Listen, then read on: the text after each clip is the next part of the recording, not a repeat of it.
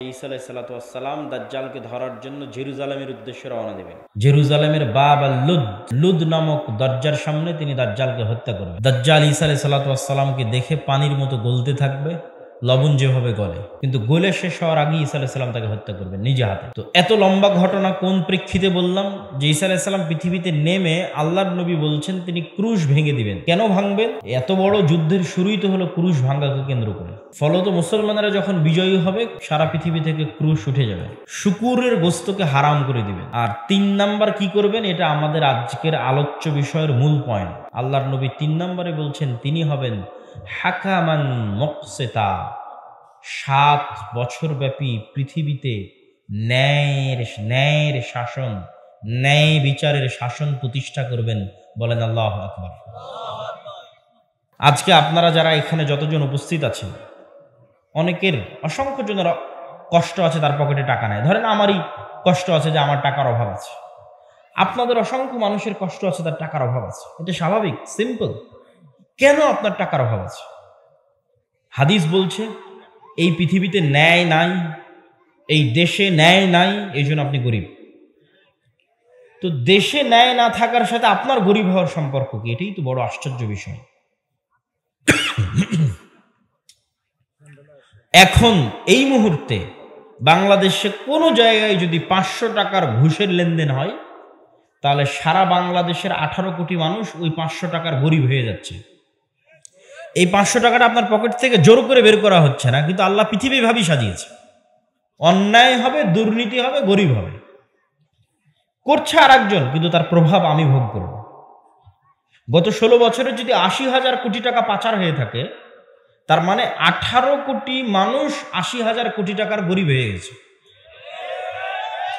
কিন্তু ওইটা আপনি দেখতে পাচ্ছেন না যে আপনার পকেট থেকে কেউ হাত দিয়ে বের করে নিল, কিন্তু আপনার পকেট থেকে বের হয়ে যাচ্ছে।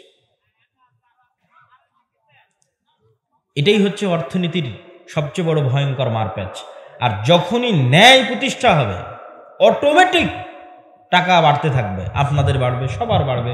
সারা পৃথিবীতে যদি ন্যায় প্রতিষ্ঠা হয়, সারা পৃথিবীর বাড়বে। আল্লাহর নবী বলছেন প্রায় 80টি পতাকার নিচে, প্রত্যেক পতাকার নিচে 12,000 করে সৈন্যবাহিনী থাকবে। প্রায় 80টি পতাকার নিচে, যে 80টি পতাকার প্রত্যেক পতাকার অধীনে 12,000 সেনা থাকবে, এরকম এক বিশাল সেনাবহর নিয়ে, 10 লক্ষাধিক সেনাবহর নিয়ে রোমান খ্রিস্টানেরা একত্রিত হবে মুসলমানদের বিরুদ্ধে যুদ্ধ করার জন্য। আর সেই দিন মুসলমানদের হেডকোয়ার্টার হবে আজকের সিরিয়ার রাজধানী দামেস্ক। যেই দামেস্ক কিছুদিন পূর্বে মুজাহিদেরা বিজয় করেছে, সেই দামেস্ক। এই যুদ্ধ এত ভয়াবহ হবে, কোন বংশে যদি 100 জন মানুষ থাকে, 99 জন মারা যাবে, 1 জন বেঁচে থাকবে। এই যুদ্ধ এত ভয়াবহ হবে, একটা পাখি যদি একটানা আকাশে উড়ে, লাশের সারি শেষ হবে না, লাশের গন্ধে পাখি পড়ে মারা যাবে, কিন্তু লাশের সারি শেষ হবে না। আর এই ভয়াবহ যুদ্ধে মুসলমানেরা যখন অবতীর্ণ হবে, তখন মুসলমানদের 3টা ভাগ হবে। মুসলমানদের 3 ভাগের 1 ভাগ এই যুদ্ধে আল্লাহর রাস্তায় শহীদ হয়ে যাবে। আল্লাহর নবী বলেন তারা পৃথিবীর সর্বশ্রেষ্ঠ শহীদ। মুসলমানদের 3 ভাগের 1 ভাগ এই যুদ্ধে পলায়ন করবে, যুদ্ধের মাঠ ছেড়ে দিয়ে। আল্লাহর নবী বলেন তাদের গুনাহ কোনোদিন ক্ষমা করা হবে না। যুদ্ধের মাঠ থেকে পালিয়ে যাওয়া কবিরা গুনাহ, জিহাদের মাঠ থেকে পালিয়ে যাওয়া, চলন্ত জিহাদের মাঠ ছেড়ে পালিয়ে যাওয়া কবিরা গুনাহ। কিন্তু ওই চলন্ত জিহাদের মাঠ থেকে যে পালিয়ে যাবে, ওটার ক্ষমা হবে না। অন্য জিহাদের মাঠ থেকে কেউ পালিয়ে গেলে তওবা করলে ক্ষমা হতে পারে, আল্লাহর ইচ্ছা। কিন্তু ওই ভয়ঙ্কর ভয়াবহ যুদ্ধে, যেটা রোমানদের বিরুদ্ধে হবে, খ্রিস্টানদের বিরুদ্ধে হবে, 3 ভাগের 1 ভাগ মুসলমান পালিয়ে যাবে, তাদের কোনোদিন ক্ষমা করা হবে না। আর 3 ভাগের 1 ভাগ মুসলমানকে আল্লাহ খ্রিস্টানদের উপর বিজয়ী করবেন। আল্লাহু আকবার। আর ওই এক ভাগ মুসলমান কোনোদিন ফিতনার মধ্যে পতিত হবে না, বলেন আল্লাহু আকবার। যে এক ভাগ মুসলমান ওই যুদ্ধে বিজয়ী হবে তারা কোনোদিন এই যুদ্ধের পরে আর কোনো ফিতনার মধ্যে পতিত হবে না। এই যুদ্ধে বিজয়ের পর মুসলমানেরা তাদের তরবারি, রাইফেল, গুলি যেটিই থাকুক কোনো গাছের সাথে ঝুলিয়ে বিশ্রাম নিবে। শয়তান আড়াল থেকে বলবে দাজ্জাল তোমাদের বাড়িতে প্রবেশ করে গেছে।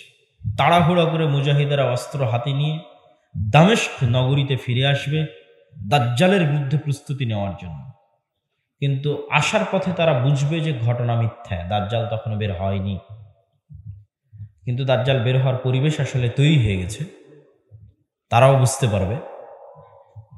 যখন দামেস্কে ফিরে আসবে, দামেস্কের কোন এক মসজিদে ঈসা আলাইহিস সালাতু ওয়াস সালাম এই যুদ্ধের পরবর্তী সময়ে এই মুজাহিদদের মধ্যেই দুই ফেরেশতার কাঁধে ভর দিয়ে দামেস্কের কোন এক মসজিদের, মুফাসসির মুহাদ্দিসদের দাবি জামে মসজিদ উমাইয়াদের তৈরি দামেস্কের সবচেয়ে বড় জামে মসজিদ, জামে মসজিদ আল উমাবি, যেখানে দাঁড়িয়ে খুতবা দিয়ে মুজাহিদদের নেতা তাদের বিজয়ের ঘোষণা দিলেন, সেই মসজিদে মুফাসসির মুহাদ্দিসরা বলেন যে এই মসজিদেই তিনি অবতরণ করবেন।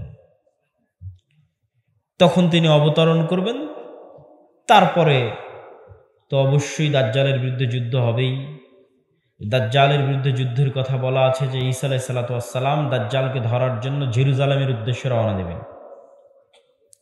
জেরুজালেমের বাব আল লুদ নামক দরজার সামনে তিনি দাজ্জালকে হত্যা করবেন। দাজ্জাল ঈসা আলাইহিস সালাতু ওয়াস সালামকে দেখে পানির মতো গলতে থাকবে, লবণ যেভাবে গলে, কিন্তু গলে শেষ হওয়ার আগে ঈসা আলাইহিস সালাম তাকে হত্যা করবেন নিজে হাতে।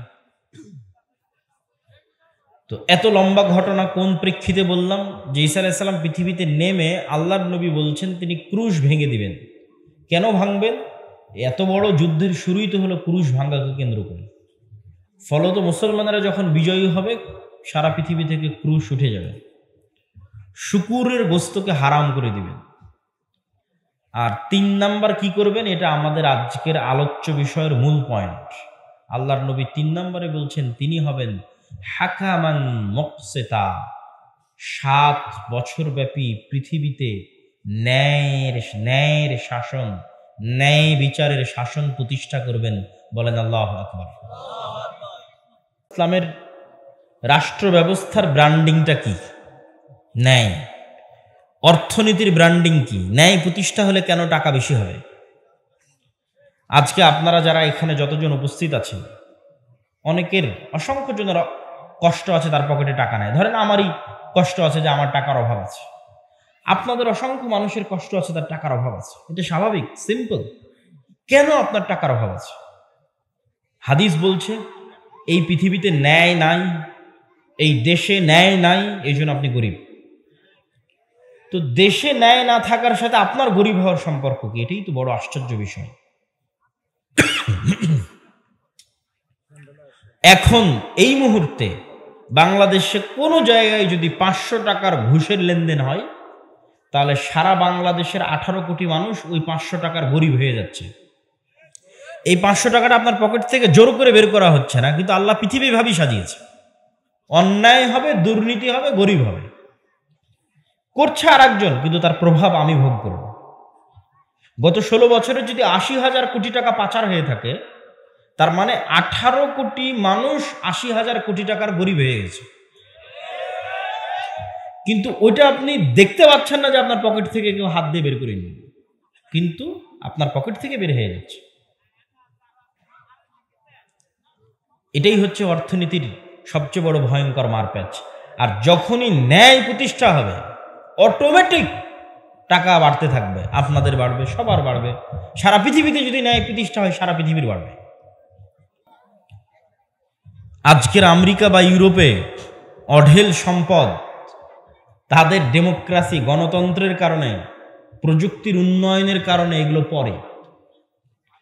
আজকের আমেরিকা এবং ইউরোপে অঢেল সম্পদ, আর আমার বাংলাদেশে 1 টাকাও নাই, মুসলিম দেশগুলোতে 1 টাকা নাই। তার সবচেয়ে বড় কারণ আগে কোনটা?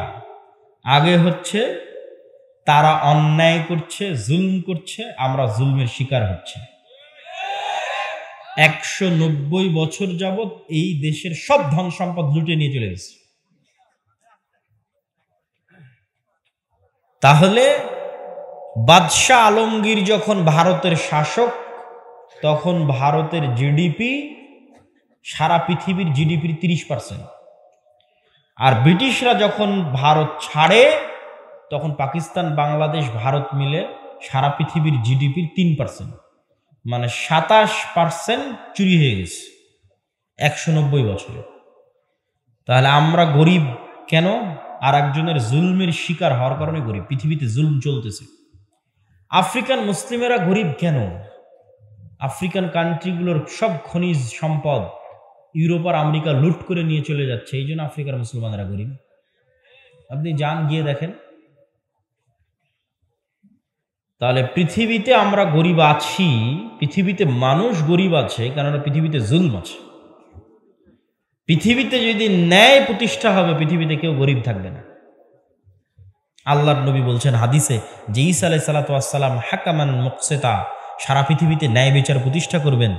আর ন্যায় বিচারের ফলে কি ঘটবে? টাকা নেওয়ার মতো লোক থাকবে না। এটা লজিক্যাল, এটা বাস্তব, এটা সত্য।